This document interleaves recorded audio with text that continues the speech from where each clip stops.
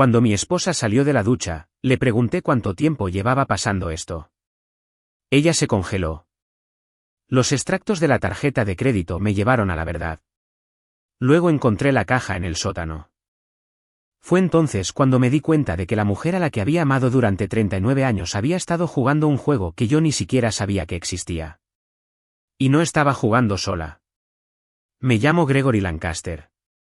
Tengo 62 años. Y hasta hace 3 meses, creía tenerlo todo resuelto. Construí Lancaster Travel Services de la nada hace más de 30 años, cuando la gente todavía iba a las oficinas para reservar sus vacaciones en lugar de hacer clic en botones en sus teléfonos. El negocio no era enorme, pero era mío.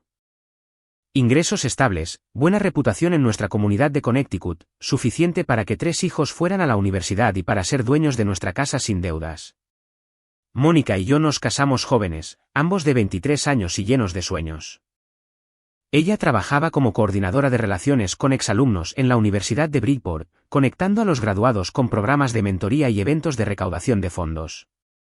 39 años juntos, 3 hijos. Connor, de 32, arquitecto en Boston. Stephanie, de 28, profesora de inglés en la escuela secundaria aquí mismo en la ciudad. Y Ethan, de 20, estudiante de negocios en State College. Teníamos lo que todos llamaban un matrimonio solemne. Cenas dominicales con quien pudiera asistir. Viajes anuales a KPK. El tipo de relación cómoda que construyes cuando has superado décadas juntos. Pero ese martes, algo no encajaba. Había llegado temprano de la oficina, un lujo raro cuando uno maneja su propio negocio. La casa estaba tranquila. El coche de Mónica estaba en la entrada, lo que me sorprendió ya que ella solía trabajar hasta las 5. La encontré en nuestra oficina en casa, mirando la pantalla de su ordenador con una intensidad que me hizo detenerme en el umbral. «Hola, cariño», dije. «No esperaba verte tan temprano en casa». Ella saltó, literalmente saltó, y rápidamente minimizó lo que había estado mirando. Su mano tembló ligeramente mientras se volvía hacia mí, y vi algo en sus ojos que no pude identificar del todo. Miedo, culpa. Greg. Su voz salió más aguda de lo normal. Tuve una migraña, así que me fui temprano del trabajo, solo estoy poniéndome al día con algunos correos. La explicación tenía sentido. Mónica había sufrido de migrañas durante años, pero algo en su postura, la forma en que angulaba su cuerpo entre yo y la pantalla del ordenador, encendió alarmas que no quería escuchar. Fue entonces cuando noté el sobre en su escritorio. Hartford Medical Center. No era el consultorio de nuestro médico habitual. ¿Qué es eso?, pregunté, señalándolo. Oh, nada. Solo unas pruebas de rutina. Lo agarró rápidamente, metiéndolo en su bolso. ¿Sabes cómo son con los chequeos después de los 55? Asentí, aceptando la explicación porque quería creerla. Porque después de 39 años, confías en tu esposa. No la interrogas sobre facturas médicas, pantallas de ordenador o llegar temprano a casa. Pero esa noche, acostado en la cama mientras Mónica dormía a mi lado, no pude quitarme la sensación de que algo había cambiado. La cómoda base de nuestro matrimonio de repente se sentía menos sólida, como descubrir termitas en las paredes de una casa que creías construida para durar para siempre. Me dije a mí mismo que estaba siendo paranoico. Los matrimonios pasan por fases. Tal vez ella estaba estresada por el trabajo. Tal vez yo estaba proyectando mis propias ansiedades de la mediana edad en situaciones inocentes. No tenía idea entonces de que las termitas habían estado carcomiendo nuestra base durante meses. Que para cuando noté esa factura médica, mi esposa ya había robado nuestro futuro y estaba planeando su salida con otro hombre. Si hubiera sabido lo que estaba a punto de descubrir, podría haberme quedado en esa cómoda ignorancia un poco más. Pero la ignorancia, aprendí, no es felicidad. Es solo otra palabra para ser engañado. El descubrimiento llegó 2 semanas después. No por trabajo de detective, sino por simple accidente. Estaba buscando nuestros documentos del seguro de hogar para actualizar nuestra cobertura. Y encontré algo que me heló la sangre. Nuestra casa, la colonial de 3 dormitorios que habíamos poseído libre de cargas durante 15 años, tenía una segunda hipoteca, de $190,000, tomada hace 7 meses. La firma de Mónica en cada página. Me senté en mi oficina en casa mirando esos documentos esparcidos sobre mi escritorio como prueba de un crimen. Mis manos temblaban mientras pasaba página tras página de jerga legal. Todo sumaba la misma conclusión devastadora. Mi esposa había hipotecado nuestra casa sin decírmelo. Nuestro santuario, el lugar donde habíamos criado a nuestros hijos, el activo que habíamos trabajado 3 décadas para poseer por completo, de repente tenía una deuda que no podíamos permitirnos.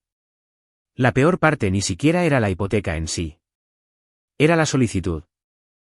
Bajo propósito del préstamo, alguien había escrito renovaciones del hogar e inversión empresarial. No habíamos renovado nada. ¿Y qué negocio? Abrí nuestros extractos bancarios en el ordenador. Mi formación financiera de años de manejar un negocio se activó a pesar del pánico que me arañaba el pecho. El dinero había llegado a nuestra cuenta conjunta en una sola suma global el pasado marzo, luego desapareció en trozos durante los meses siguientes. Transferencias a cuentas que no reconocía. Retiros en efectivo de 5 y 10 mil dólares a la vez. Luego revisé algo que debería haber mirado hace meses, nuestras cuentas de jubilación. El extracto de Fidelity se cargó lentamente, cada segundo una eternidad. Cuando los números finalmente aparecieron, sentí como si alguien me hubiera golpeado en el estómago. Mi 401k, el nido que había estado construyendo desde los 30 años, mostraba un saldo de $42,000. Debería haber sido más de $200,000. Hice clic para ver el historial de transacciones con dedos entumecidos. Mónica tenía poder notarial sobre la cuenta, algo que habíamos establecido años atrás con fines de planificación patrimonial. En caso de que algo me sucediera, ella podría acceder a nuestros fondos. Lo había estado drenando sistemáticamente desde febrero. $15,000 aquí, $20,000 allá. Los extractos que debería haber estado revisando cada trimestre permanecían sin abrir en un cajón del escritorio porque confiaba en ella para gestionar nuestras finanzas juntos como siempre habíamos hecho. Oh, Dios, susurré a la oficina vacía. Mónica, ¿qué has hecho? Hice los cálculos en mi cabeza, algo que podía hacer rápidamente después de décadas en los negocios. La hipoteca, el fondo de jubilación, nuestra cuenta de ahorros que ahora revisé y encontré casi vacía. Mi esposa había robado o pedido prestado contra aproximadamente $350,000 de nuestro dinero en 7 meses. Se suponía que nos íbamos a jubilar en 3 años. Había estado planeando vender el negocio, pasar nuestros años dorados viajando, siendo abuelos si los hijos nos daban ese regalo. Ahora estábamos ahogándonos en deudas a los 62 años con un pago de hipoteca que no podíamos permitirnos y fondos de jubilación que no durarían 5 años. La puerta principal se abrió abajo. La voz de Mónica llamó alegremente, Greg, ya llegué. Me quedé congelado en mi escritorio, los documentos esparcidos a mi alrededor como metralla. Una parte de mí quería bajar corriendo y exigir respuestas de inmediato. Pero otra parte, la parte que había amado a esta mujer durante 39 años, no podía moverse. No podía enfrentar lo que estos números significaban porque el dinero podía ser robado por un extraño. Pero esto era una traición a un nivel que no podía comprender. Esta era la mujer con la que había construido una vida, destruyendo sistemáticamente nuestro futuro. Y no tenía idea de por qué. Greg, sus pasos en las escaleras, ¿estás ahí arriba? Logré encontrar mi voz. Sí, en la oficina. Ella apareció en el umbral, todavía con su ropa de trabajo, sonriendo, esa misma sonrisa que había amado desde que éramos niños. Y me di cuenta de que estaba mirando a una extraña con la cara de mi esposa. ¿Todo bien?, preguntó. ¿Estás pálido? Señalé los documentos esparcidos sobre mi escritorio. Encontré una segunda hipoteca. La sonrisa desapareció. Por un momento, un miedo desnudo cruzó su rostro antes de que lo enmascarara con confusión. Oh, eso. Iba a decírtelo cuando. Mi voz salió plana, sin emoción. ¿Antes o después de que nos arruinaras? Mónica intentó desviar la conversación durante otra hora, inventando excusas sobre inversiones y oportunidades, pero yo no me creía nada. Había pasado 30 años analizando las finanzas de la industria de viajes. Sabía lo que era la contabilidad creativa cuando la veía. Y esto era un robo disfrazado de lenguaje corporativo. Basta, dije finalmente, mi voz más dura de lo que jamás había usado con ella. Quiero la verdad. Toda, ahora mismo. Se sentó al borde de nuestra cama, luciendo más pequeña de lo que jamás la había visto. Conocí a alguien. 3 palabras que reescribieron 39 años de historia. ¿Quién? La pregunta salió como grava. Kate Hammond. Trabaja en la recaudación de fondos de la universidad. Empezamos a colaborar en eventos para exalumnos hace unos 8 meses. 8 meses. La línea de tiempo encajó. La segunda hipoteca, los retiros de jubilación, su repentino interés en trabajar hasta tarde. ¿Y el dinero?, pregunté, aunque una parte de mí ya lo sabía. Tuvo una oportunidad. Una startup que conecta a exalumnos universitarios con jóvenes emprendedores. Necesitaba capital inicial. Ella no me miraba a los ojos. Dijo que triplicaríamos nuestra inversión en 2 años. Me reí. Un sonido amargo que no parecía salir de mí. Déjame adivinar, el negocio nunca existió. Su silencio fue respuesta suficiente. Necesitaba aire. Necesitaba espacio para pensar sin mirar su cara. Salí de la habitación, bajé las escaleras y seguí hasta la puerta principal. Mi vecino, Howard Barnes, estaba sentado en su porche al otro lado de la calle, y algo en la tranquila presencia del anciano me atrajo. Buenas noches, Greg, dijo Howard, señalando la silla vacía a su lado. A sus 73 años, Howard tenía el aspecto curtido de alguien que lo había visto todo. Me dejé caer en la silla, mis piernas de repente inestables. Howard, ¿puedo preguntarte algo? Dispara. ¿Sabías? La pregunta salió más ruda de lo que pretendía. Sobre Mónica y con quien sea que haya estado saliendo. Howard guardó silencio por un largo momento, meciéndose lentamente en su silla. La vi almorzando en Giovanni's el mes pasado con un tipo más joven. No estaban hablando de asuntos universitarios, si entiendes lo que quiero decir. La confirmación dolió más que el descubrimiento. ¿Por qué no me lo dijiste? ¿Me habrías creído? La voz de Howard era suave. Un hombre tiene que ver algunas cosas por sí mismo. O pasará su vida preguntándose si el mensajero mentía. Le conté sobre el dinero, todo se derramó. La hipoteca, las cuentas de jubilación, los $350,000 desaparecidos. Howard escuchó sin interrumpir, luego dijo algo que me sorprendió. Esta no es la primera vez. ¿Qué? Hace 10 años, tal vez 11. Vi a Mónica con alguien en el Riverside, un tipo diferente a este. Pensé en decírtelo entonces, pero fui un cobarde. Me miró a los ojos. Lo siento por eso, Greg. Me he arrepentido desde entonces. El suelo se movió bajo mis pies de nuevo. ¿Ella ha hecho esto antes? No puedo decir con certeza que no fuera un asunto, pero no era un almuerzo de negocios. Eso te lo aseguro. Me quedé sentado mientras caía la noche a nuestro alrededor. Procesando la idea de que todo mi matrimonio podría haber sido una mentira. No solo los últimos 8 meses, sino años. Cuando finalmente volví a entrar, Mónica estaba en la ducha. Podía oír el agua corriendo arriba. Subí las escaleras lentamente, cada paso como caminar hacia mi propia ejecución. Empujé la puerta del baño. El vapor llenaba la habitación. A través del cristal esmerilado de la puerta de la ducha, pude ver su silueta. Mónica, dije, mi voz cortando el sonido del agua corriente. El agua se detuvo inmediatamente. Salió, buscando una toalla, congelándose al ver mi cara. ¿Cuánto tiempo lleva pasando esto?, pregunté, cada palabra deliberada, no solo esta aventura. Todo. Porque Howard te vio con otra persona hace 10 años. Ella se quedó allí goteando, con la toalla apretada contra el pecho, su rostro palideciendo. Greg, ¿puedo explicar? ¿Cuánto tiempo?, repetí, mi voz elevándose. ¿Cuántas veces me has hecho esto? ¿Cuántos hombres ha habido mientras yo trabajaba 60 horas a la semana para construir nuestro futuro? No es lo que piensas. Entonces dime qué es. Hazme entender cómo la mujer a la que he amado durante 39 años ha estado viviendo una doble vida. Convoqué una reunión familiar para el domingo por la tarde. Connor condujo desde Boston. Stephanie vino de su apartamento al otro lado de la ciudad. Ethan regresó de la universidad. Llenaron nuestra sala de estar con energía nerviosa. Sintiendo que algo andaba muy mal, pero sin saber qué.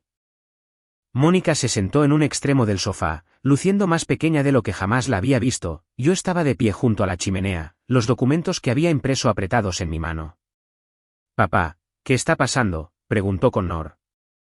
A sus 32 años, parecía una versión más joven de mí.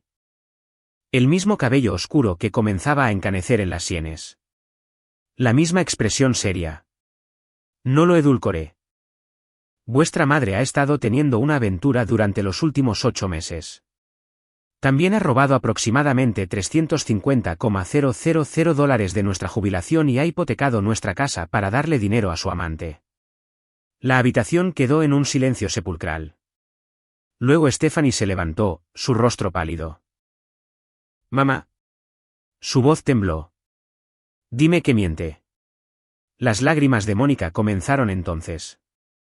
«Es más complicado de lo que tu padre está haciendo sonar».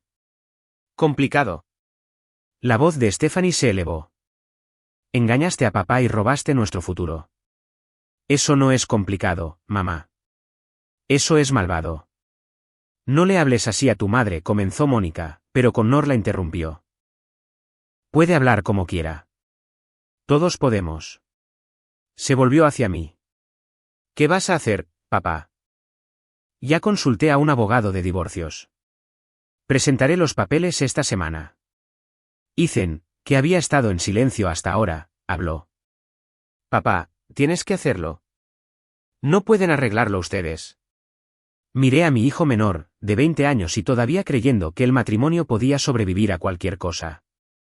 «Hijo, ella no solo engañó. Robó nuestra jubilación, hipotecó nuestra casa y aparentemente, esta ni siquiera es la primera vez que tiene una aventura. No queda nada que arreglar». «¿Hubo alguien más antes?», preguntó Stephanie, volviéndose hacia su madre con horror. El silencio de Mónica fue respuesta suficiente. Stephanie agarró su bolso, sus manos temblaban. «No puedo estar aquí. No puedo mirarte ahora mismo». Se dirigió a la puerta, y fue entonces cuando Mónica finalmente encontró su voz. «Steph, por favor, déjame explicar». «¿Explicar qué?». Stephanie se dio la vuelta y vi lágrimas correr por su rostro. «Me caso en 3 meses, mamá. He estado planeando mi boda, eligiendo flores, tratando de crear el día perfecto basándome en lo que tú y papá me enseñaron sobre el matrimonio. Y ahora me entero de que todo fue una mentira». «Tu boda», comenzó Mónica.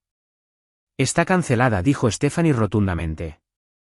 «Llamé a James ayer y le dije que no puedo casarme con él porque si ustedes y papá no pueden hacer que funcione después de 39 años, ¿qué posibilidades tenemos nosotros?». Las palabras me golpearon como un golpe físico. Mi hija estaba rompiendo su compromiso porque su madre había destruido su fe en el matrimonio.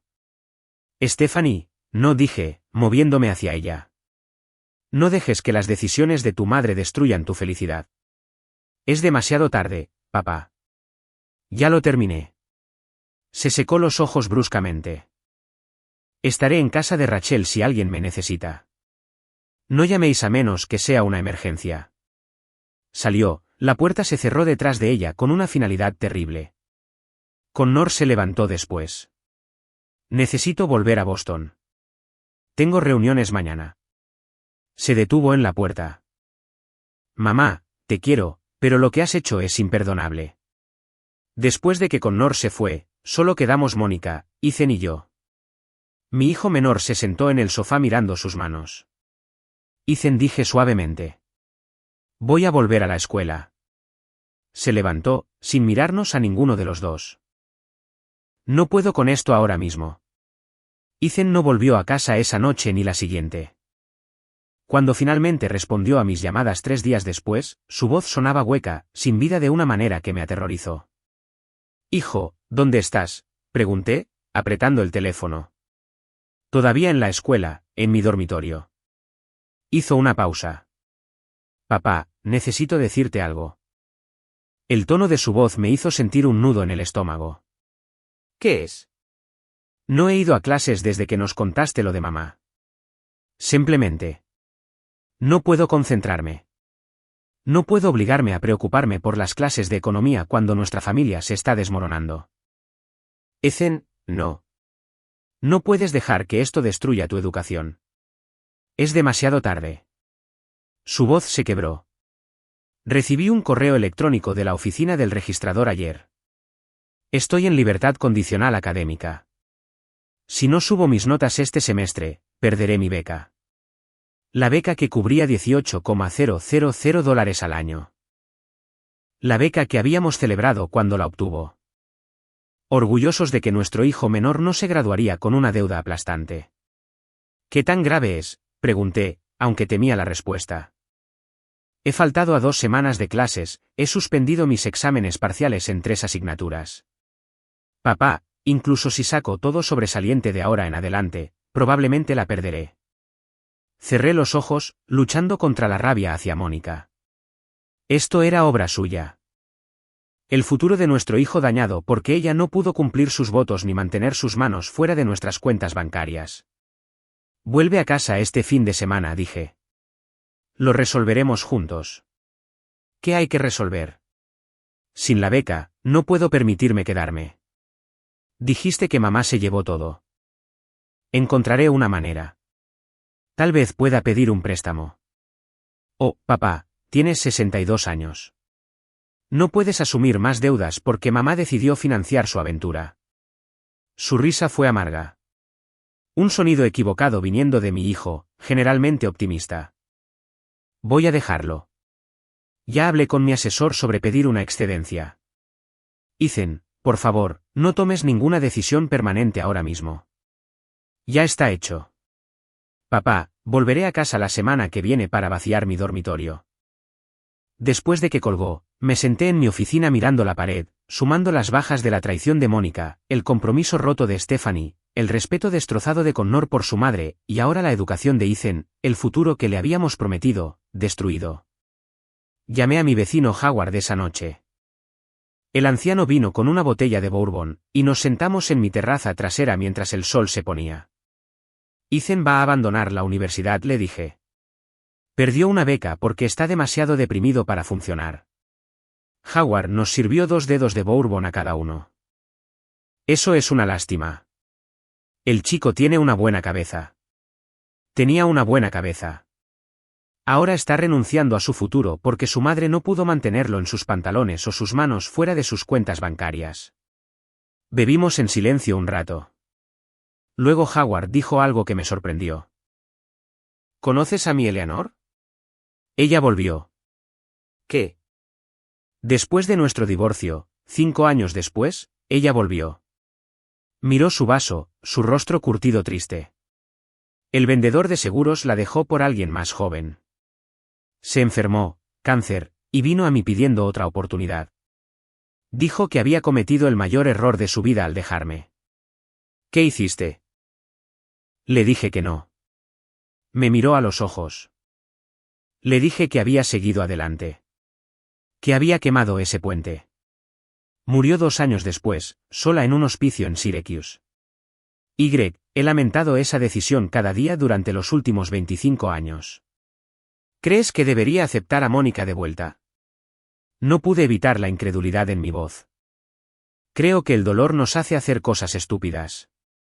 Nos hace elegir el orgullo sobre la compasión, la venganza sobre la misericordia. Volvió a llenar nuestros vasos. No estoy diciendo que lo que hizo Mónica fuera correcto, pero estoy diciendo que dentro de 30 años, tendrás que vivir con la elección que hagas. Asegúrate de que sea una que puedas soportar. Pensé en sus palabras mucho después de que se fuera. Pensé en Mónica arriba en nuestra habitación de invitados, en 39 años de matrimonio, en las vidas destrozadas de nuestros hijos. Pero también pensé en los $350,000 que había robado. Las mentiras que se remontaban al menos 10 años. La destrucción sistemática de todo lo que construimos. Algunos puentes, una vez quemados, no podían reconstruirse. Y no estaba seguro de querer intentarlo. Me reuní con mi abogado, Robert Cross, el jueves por la mañana en su oficina en el centro de Bridgeport. El hombre tenía unos 50 y tantos años, con la mirada aguda de alguien que había visto todas las variaciones de la traición humana. Señor Lancaster, dijo, estrechándome la mano. He revisado los documentos que envió. Esta es una situación bastante peculiar. Esa es una forma de decirlo, dije, sentándome frente a su escritorio. Sacó un bloc de notas legal cubierto de apuntes. La segunda hipoteca es particularmente problemática. Connecticut es un estado de distribución equitativa, lo que significa que los bienes conyugales se dividen de manera justa. No necesariamente 50/50. Pero que su esposa tomara esa hipoteca sin su conocimiento y usara los fondos para una aventura extramatrimonial nos da una ventaja significativa.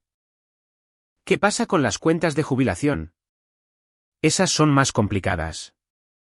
Ella tenía autoridad legal para acceder a ellas como su apoderada. Pero el hecho de que las vaciara para uso personal durante una aventura, eso es infidelidad financiera. Podemos argumentar que incumplió su deber fiduciario hacia el matrimonio. Me incliné hacia adelante. Robert, no quiero una división justa. Quiero protección. Ella ya ha demostrado que destruirá nuestras finanzas. ¿Qué le impedirá pedir más préstamos, acumular tarjetas de crédito, arruinarnos por completo antes de que el divorcio sea definitivo? Asintió, tomando notas. Presentaremos una orden de restricción temporal inmediata, congelando todos los bienes conyugales. Ella no podrá acceder a cuentas bancarias. Pedir nuevos préstamos ni hacer compras importantes sin la aprobación del tribunal. También recomendaré que solicitemos la separación inmediata de las finanzas. ¿Cuánto tiempo tardará todo esto en obtener la TTRO? Podemos presentarla hoy y tener una audiencia el lunes. El divorcio en sí, si ella lo impugna, podría tardar de 6 a 18 meses. Ella lo impugnará. Necesita el dinero. Entonces nos preparamos para la guerra. Me miró a los ojos. Señor Lancaster, necesito preguntarle algo. Aquí hay un documento. Un borrador de un Nuevo Testamento que su esposa aparentemente preparó hace 3 meses. ¿Sabe algo al respecto? Lo miré fijamente. ¿Qué testamento? Deslizó un papel sobre el escritorio. Lo leí, mi estómago revuelto con cada línea. Mónica había redactado un testamento nombrándose a sí misma como única beneficiaria de todo. Nuestra casa, mi negocio, mi seguro de vida. Nuestros hijos no se mencionaban en ninguna parte del documento. Estaba planeando excluir a nuestros hijos. Mi voz salió estrangulada. Parece que sí. El documento no está firmado ni notariado, por lo que no es legalmente válido, pero muestra intención. Estaba planeando su muerte, señor Lancaster, y asegurándose de que todo fuera para ella, no para sus hijos. Pensé en el falso diagnóstico médico que Mónica le había dicho a Kate, como afirmó que yo me estaba muriendo. Había estado preparando el escenario para heredar todo. Probablemente planeando desaparecer con su amante una vez que yo estuviera fuera de la escena. Eso no es solo traición, dije lentamente. Eso es premeditación. Es evidencia de abuso financiero y fraude combinados con la aventura y los fondos de jubilación robados. Tenemos un caso muy sólido. Robert se recostó en su silla. Pero tengo que advertirle, este tipo de caso se pone feo. Su esposa se defenderá. Afirmará que usted era controlador, que ella era infeliz, que merece una compensación por años de sacrificio. ¿Está preparado para eso? Después de lo que le ha hecho a nuestra familia, después de que destruyó la educación de Ethan y el compromiso de Stephanie, lo miré a los ojos. Estoy preparado para lo que sea necesario. La orden de restricción temporal llegó el lunes por la mañana. El acceso de Mónica a nuestras cuentas fue congelado.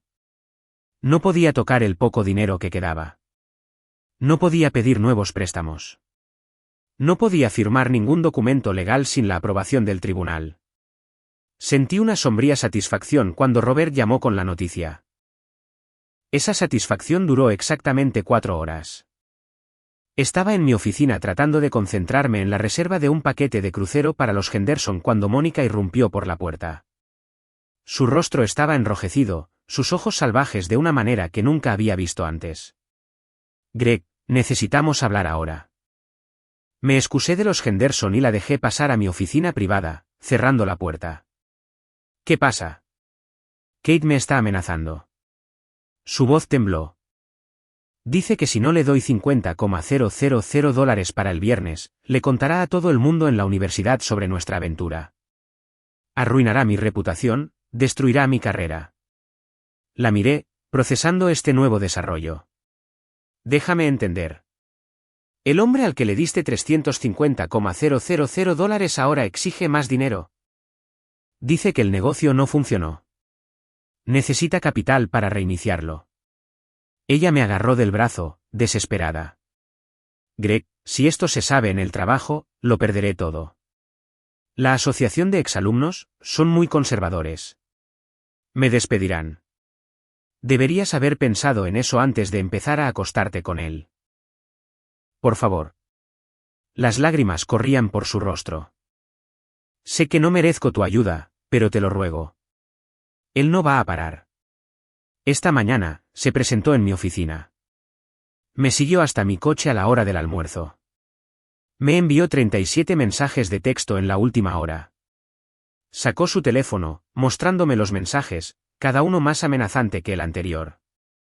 Págame lo que me debes. ¿Crees que puedes simplemente irte? Me aseguraré de que todos sepan qué clase de mujer eres realmente. Tu esposo, tus hijos, tu jefe. Todos lo sabrán. Leí los mensajes, apretando la mandíbula. Kate Hammond estaba mostrando sus verdaderos colores ahora que el dinero se había secado. No era una figura romántica incomprendida. Era un depredador que había encontrado una presa fácil. ¿Qué quieres que haga al respecto?, pregunté. La orden de restricción. Lo congeló todo. No puedo acceder a ningún dinero para pagarle. Ella me miró con esperanza desesperada. Pero tú podrías. Podrías pagarle. Hacer que esto desaparezca. Me reí con un sonido áspero. ¿Quieres que le dé $50,000 a tu amante para proteger tu reputación? Para proteger a nuestra familia, Greg. Si esto se hace público, destruirá a Stephanie y Ethan aún más de lo que ya lo están. Toda la ciudad lo sabrá. ¿Quieres eso? Tenía razón. Por mucho que me costara admitirlo. Nuestra pequeña comunidad de Connecticut prosperaba con los chismes. Este escándalo seguiría a nuestros hijos durante años. Déjame pensarlo. Dije esa noche. Le mostré a Howard los mensajes de texto. El anciano los leyó, su rostro oscureciéndose. Esto es extorsión, dijo rotundamente. Este tipo está infringiendo la ley.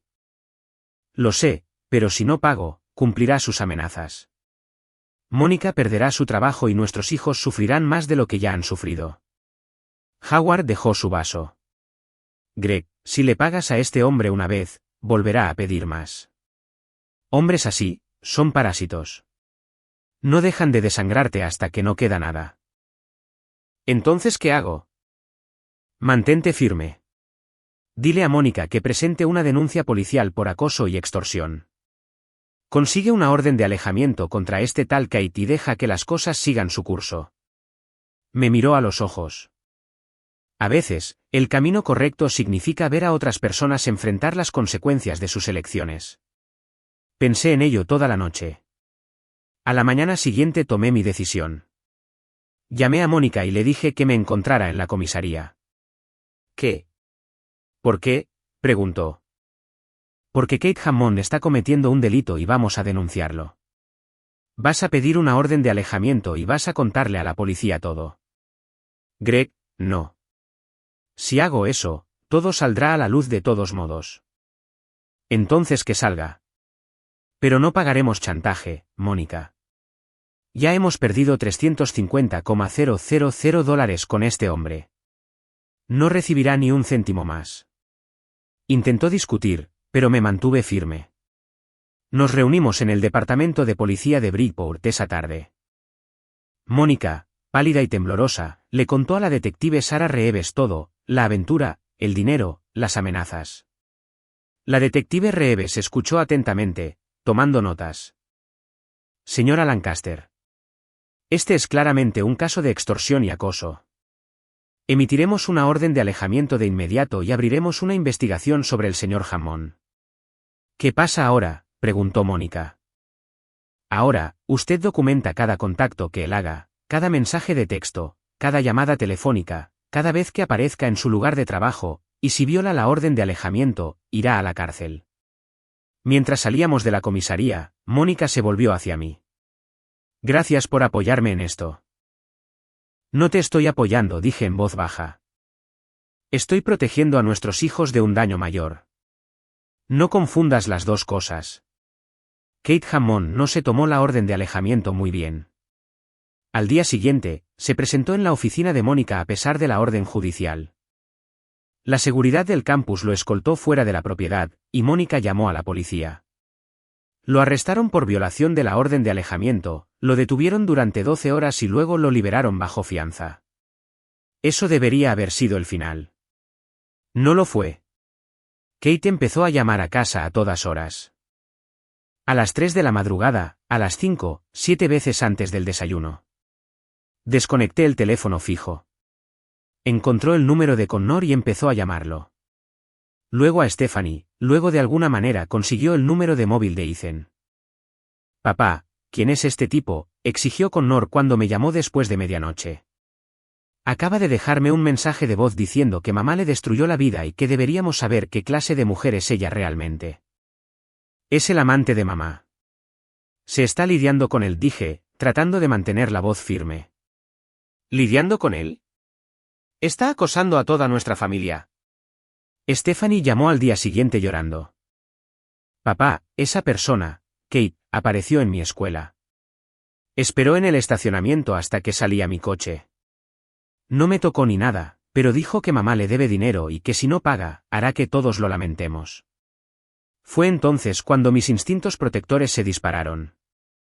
Una cosa era amenazar a Mónica, otra muy distinta ir tras mi hija. Llamé a la detective Reeves de inmediato.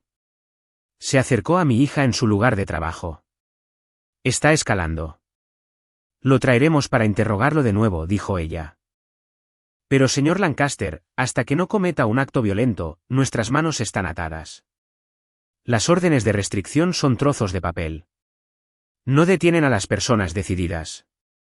Entonces, ¿qué se supone que debo hacer? Esperar a que hiera a uno de mis hijos. Documente todo.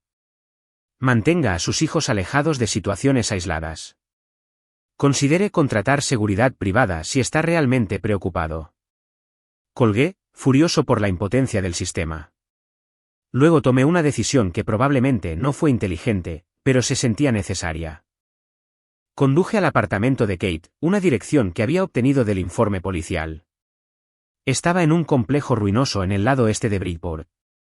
Llamé a su puerta justo después de las 6 de la tarde. Kate abrió, sorprendido de verme. Era más joven de lo que esperaba, tal vez 47, con el tipo de aspecto juvenil que probablemente encantaba a las mujeres fácilmente. Ahora mismo, esas miradas estaban estropeadas por varios días de barba y ojos inyectados en sangre. Gregory Lancaster, dijo, con una sonrisa burlona, el propio cornudo. Mantuve mi voz nivelada, controlada. Vas a dejar de contactar a mi familia, a todos ellos. A mi esposa, a mis hijos, a todo el mundo. ¿O qué? ¿Llamarás a la policía? Ya lo intenté. No te salió tan bien, ¿verdad? O te haré la vida muy difícil. Me acerqué, dejándole ver que no me echaba atrás.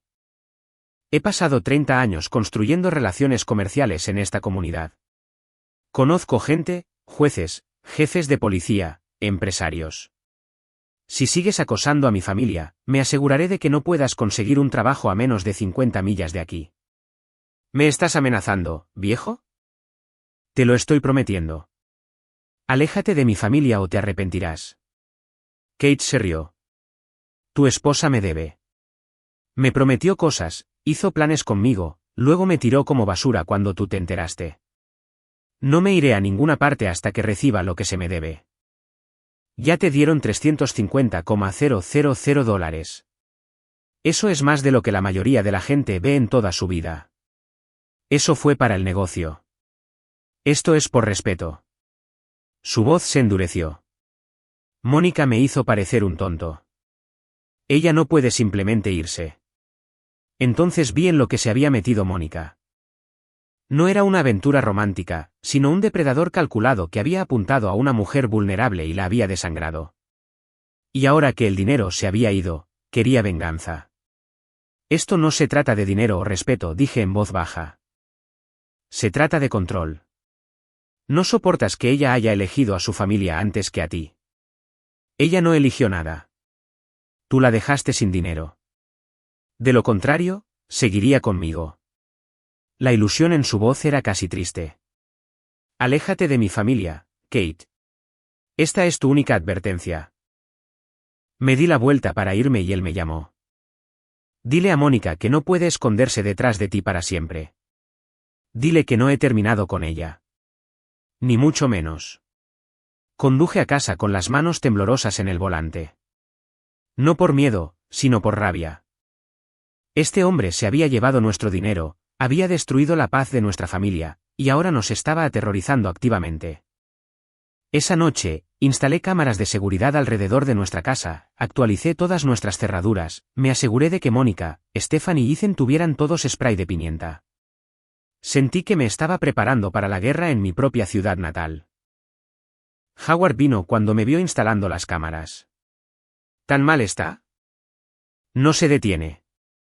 Y la policía no puede hacer nada hasta que realmente hiera a alguien. Howard asintió sombríamente. Tuve un amigo una vez, lidió con algo similar. Las órdenes de restricción no detienen a los locos, Greg. Lo único que detiene a los locos son las consecuencias. ¿Qué tipo de consecuencias? Las legales, si puede conseguirlo. O el tipo en el que el hombre se da cuenta de que está metido hasta el cuello y retrocede. Miró las cámaras que estaba instalando. También podrías hablar con Pete Sullivan en el juzgado. Él maneja la seguridad para algunos de los casos de divorcio de alto perfil. Buen hombre. Sabe cómo mantener a las familias seguras. Llamé a Pete esa noche. Por la mañana, un consultor de seguridad venía a evaluar nuestra situación y teníamos un plan para mantener a mi familia a salvo. Mientras Kate Hammond decidía si destruirnos valía las consecuencias que enfrentaría, porque de una forma u otra, esto iba a terminar. Había protegido a mi familia durante 39 años. No iba a parar ahora. El estrés finalmente me alcanzó 3 semanas después de que comenzara el acoso de Kate. Estaba en mi oficina revisando el itinerario de un cliente cuando comenzó el dolor en el pecho. No fue dramático al principio, solo una opresión que dificultaba la respiración. Luego sentí como si alguien me estuviera estrujando el corazón en un torno. Logré marcar el 911 antes de colapsar detrás de mi escritorio. Los paramédicos me encontraron 20 minutos después. Para entonces, el dolor se había extendido por mi brazo izquierdo y el mundo se había reducido a un punto de luz rodeado de oscuridad. Me subieron a la ambulancia, con las sirenas aullando, mientras mi gerente de oficina llamaba a Mónica. En el hospital de Bridgeport, el doctor Alan Fisher me dijo, había sufrido un infarto moderado. El estrés al que ha estado sometido, señor Lancaster, combinado con su edad y la situación con su familia, es una tormenta perfecta para eventos cardíacos. ¿Qué tan grave?, logré preguntar. Lo suficientemente grave como para que otro pueda matarle. Necesita eliminar el estrés de su vida de inmediato. Nada de trabajo durante al menos 8 semanas. Nada de confrontaciones. Descanso completo. Mónica llegó al hospital con aspecto aterrorizado. Por un momento, vi a la mujer con la que me había casado 39 años atrás, no a la extraña que me había traicionado. Me agarró la mano, las lágrimas corrían por su rostro. Greg, lo siento mucho. Todo esto es culpa mía. Ahora no, susurré, demasiado cansado para discutir. Durante la semana siguiente en el hospital, tuve tiempo para pensar. Pensar realmente en la historia de Howard sobre su esposa Eleanor que regresó enferma y murió sola. En 39 años de matrimonio reducidos a documentos legales y ataques al corazón. En si la venganza valía la pena morir por ella. Connor visitaba todos los días. Stephanie vino 2 veces, trayendo flores y sentándose en silencio junto a mi cama. Incluso Ethan condujo desde casa, con aspecto culpable y asustado. Papá, no puedo perderte, dijo en voz baja. Eres el único padre que me queda que no me ha defraudado por completo. Esas palabras me golpearon más fuerte que el ataque al corazón. En mi quinto día en el hospital, Mónica entró con su maletín. Se veía más delgada, más vieja, como si hubiera envejecido 5 años en 3 semanas. Necesito decirte algo, dijo, sentándose en la silla junto a mi cama. Algo que debía haberte dicho desde el principio. Esperé, demasiado exhausto para instarla. La aventura con Kate. No se trataba de él. Ni siquiera se trataba de ser infeliz contigo. Ella entrelazó sus manos. Hace 2 años, fui a un terapeuta. Me diagnosticó depresión, ansiedad por envejecer, por volverme irrelevante. Estaba aterrorizada de cumplir 60, de ser invisible, así que... Tuviste una aventura. Así que, tomé una serie de decisiones terribles, tratando de sentirme joven y deseada de nuevo. Kate me hizo sentir especial, como si importara. Y cuando dijo que necesitaba dinero, ayudarlo me hizo sentir útil. Las lágrimas corrían por su rostro. Sé lo patético que suena. Destruí todo lo que construimos porque tenía miedo de envejecer. Pudiste haberme hablado. Lo sé, pero me avergonzaba. Y luego se salió de control. Para cuando me di cuenta del daño que estaba haciendo, ya estaba demasiado metida para parar. Sacó una carpeta de su maletín. Hablé con mi abogado ayer. Estoy cediendo mi reclamo a todo. La casa, tu negocio, las cuentas de jubilación que quedan. Todo va para ti, Mónica. Déjame terminar. También me internaré en un centro de salud mental para pacientes internos. 3 meses como mínimo. Necesito ayuda, Greg. Ayuda de verdad. No se puede confiar en mí con el dinero o las decisiones ahora mismo.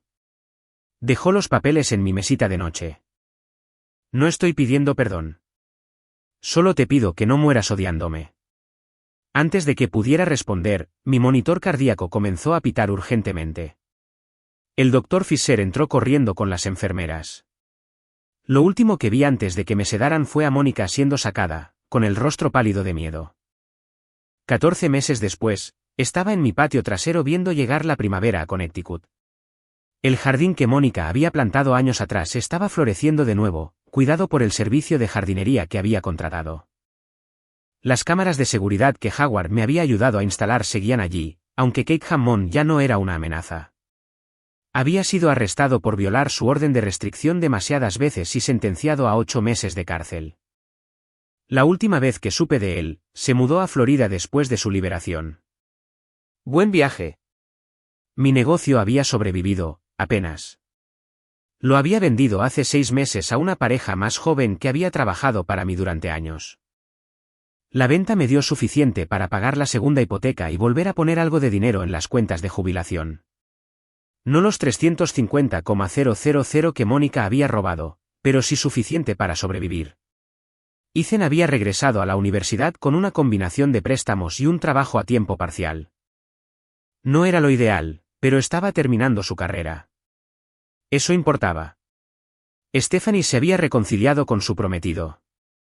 Se casaban el próximo mes, una pequeña ceremonia en nuestro patio trasero.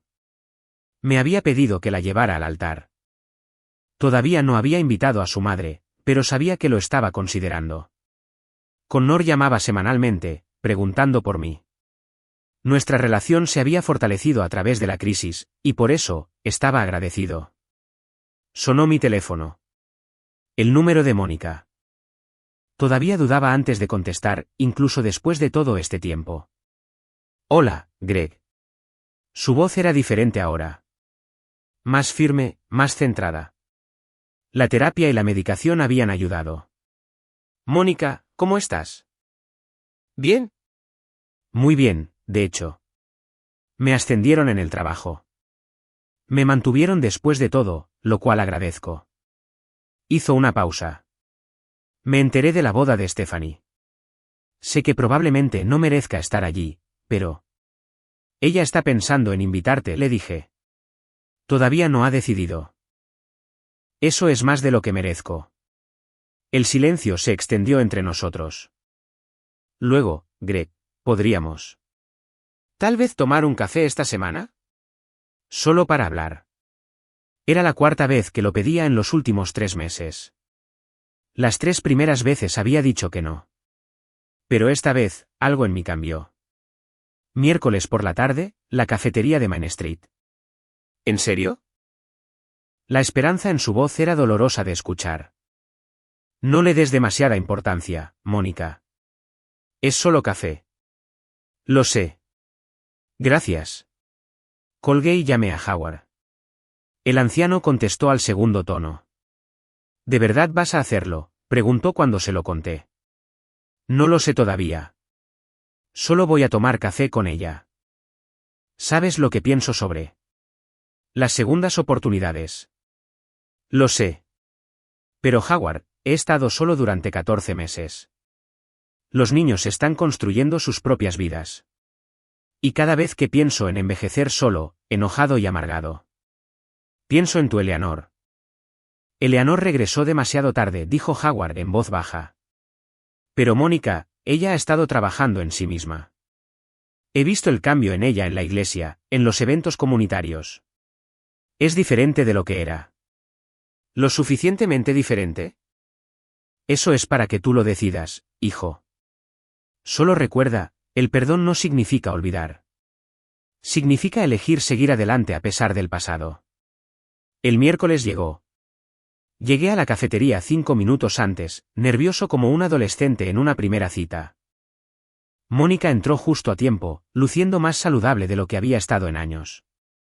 Había perdido peso, se había cortado el pelo más corto, usaba menos maquillaje. Parecía ella misma de nuevo, no la mujer que había estado tratando de recuperar su juventud. Hablamos durante 2 horas sobre su terapia, sobre los medicamentos que la ayudaban con su ansiedad y depresión, sobre la asesoría financiera que había completado, sobre cómo había estado asistiendo a reuniones para personas con adicciones al gasto. No puedo deshacer lo que hice, dijo finalmente. Destruí 39 años de confianza en 8 meses de egoísmo. No espero que me perdones.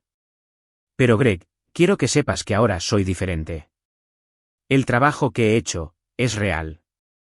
Puedo verlo, admití. ¿Podríamos tal vez hacer esto de nuevo? Solo café, solo hablar. Lo pensé. En las tardes solitarias en una casa demasiado silenciosa. En 39 años de historia compartida que no podían simplemente borrarse. En el arrepentimiento de Howard por elegir el orgullo sobre la compasión. Tal vez, dije, vamos a tomárnoslo con calma. Su sonrisa fue pequeña pero genuina. Con calma es bueno. Con calma significa que todavía hay una posibilidad. Conduje a casa esa tarde, sin saber qué depararía el futuro. Si Mónica y yo podíamos reconstruir algo de las cenizas de nuestro matrimonio era incierto. Si alguna vez podría confiar plenamente en ella de nuevo era cuestionable. Pero sabía una cosa. Tenía 63 años y prefería pasar mis años restantes tratando de sanar que dejar que la amargura consumiera lo que quedaba.